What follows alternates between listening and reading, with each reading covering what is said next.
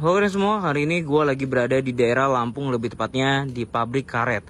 Iya, lokasi ini dulunya bekas pabrik karet yang terbengkalai pada tahun 2008 cuy. Jadi sudah lama banget ini terbengkalai, hampir 16 tahunan. Lokasi ini terbengkalai begini saja cuy.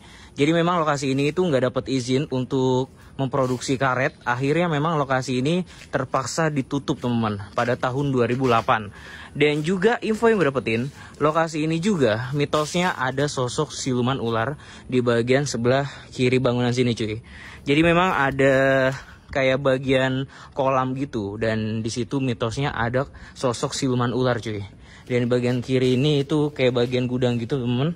Dan lokasi ini memang masih digunakan sebagai tempat penampungan atau tempat parkir truk-truk teman-teman.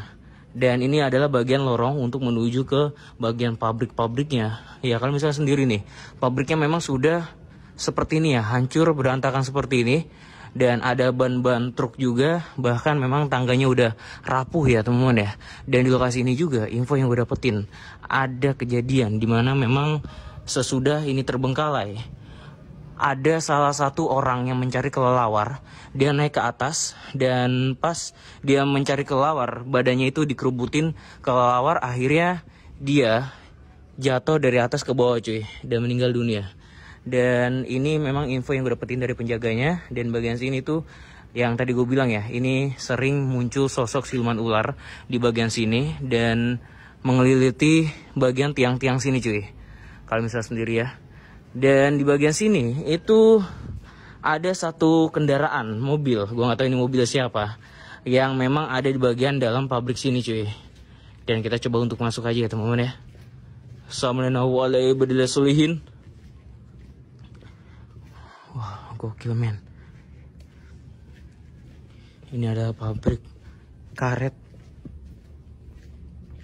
Ya, jadi di bagian depan sini nih, ini adalah bagian dari pabriknya teman-teman ya.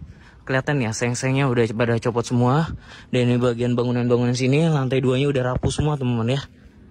Dan mungkin kita nggak akan ke bagian lantai 2 karena memang sudah rapuh banget teman-teman. Dan bagian sini tuh ada mobil cuy. Kayaknya masuk ke sini deh. Salamun ala Sulaiman fil alamin. Ya, jadi kalian bisa lihat sendiri di depan gua ini adalah mobilnya cuy.